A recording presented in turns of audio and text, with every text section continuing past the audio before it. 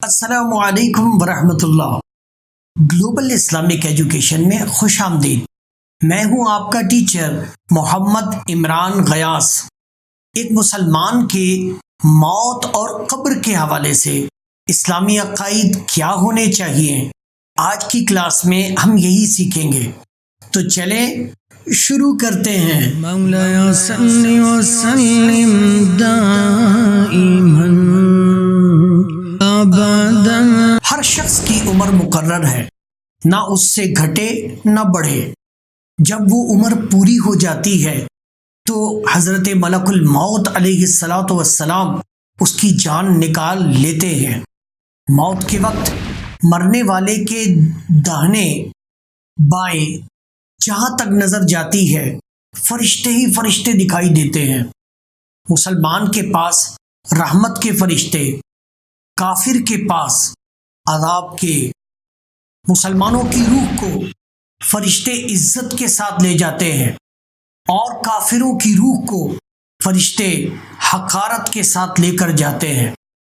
روحوں کے رہنے کے لیے مقامات مقرر ہیں، نیکوں کے لیے علیحدہ اور بدوں کے لیے علیحدہ، مگر وہ کہیں ہو جسم سے ان کا تعلق باقی رہتا ہے۔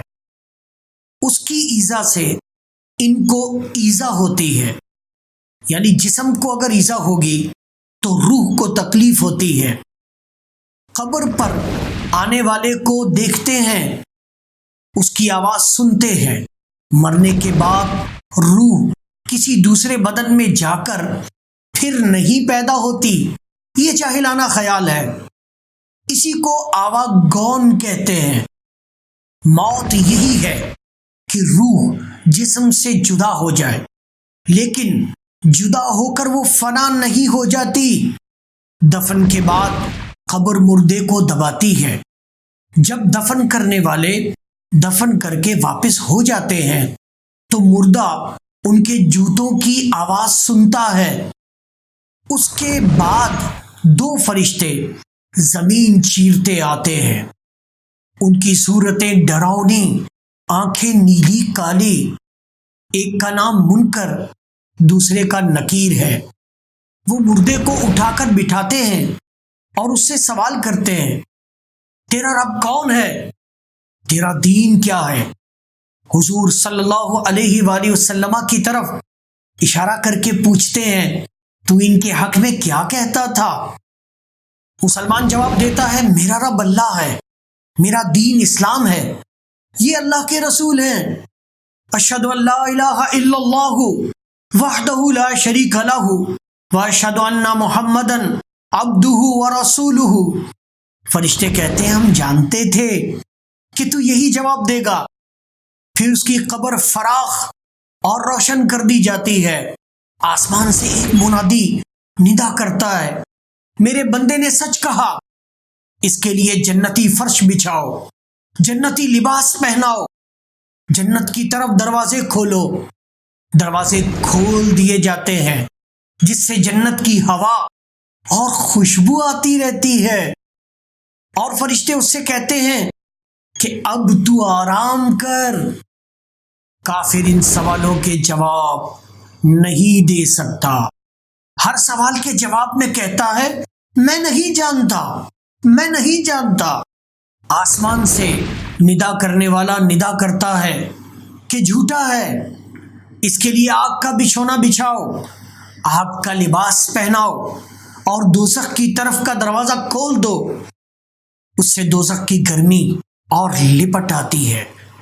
پھر اس پر فرشتے مقرر کر دیے جاتے ہیں جو لوہے کے بڑے بڑے گرزوں سے مارتے ہیں اور عذاب کرتے ہیں۔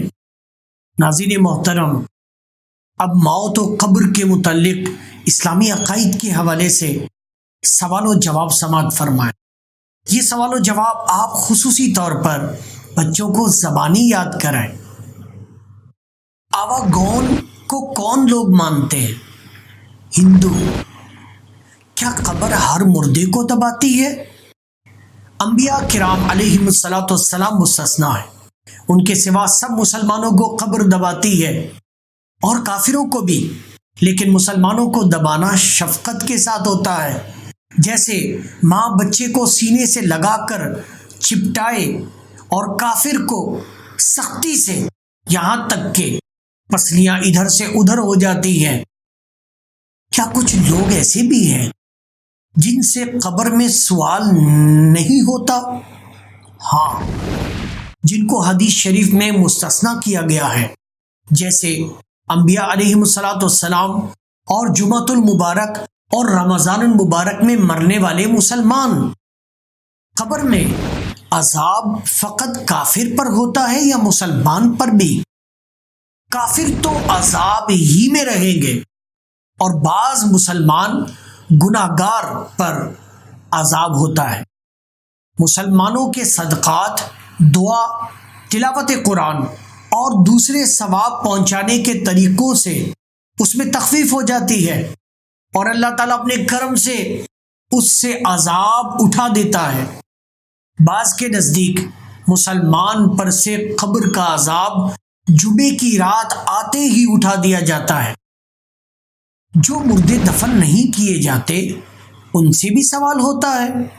ہاں، وہ خواہ دفن کیا جائے یا نہ کیا جائے، یا اسے کوئی جانور کھا جائے، ہر حال میں اس سے سوال ہوتا ہے، اور اگر قابل عذاب ہے تو عذاب بھی۔ ناظرین محترم، آج کی کلاس میں یہی ختم کرتا ہوں۔ انشاءاللہ اگلی کلاس میں ہم اور آگے بڑھیں گے اور قیامت اور اس کی نشانیوں کے حوالے سے اسلامی عقائد سنیں گے اور یاد کریں گے۔ آئی ہوپ کہ آپ لوگ میرے ساتھ ساتھ چلیں گے، اور اگر آپ چاہتے ہیں کہ میری یہ ویڈیوز آپ کو جلد ملتی رہیں تو پلیز سبسکرائب کریں میرے اس چینل کو، شیئر کریں، لائک کریں۔ جزاکم اللہ خیرا، تھینک یو۔ مولاي صل وسلم دائما أبدا على حبيبك خير الخلق كل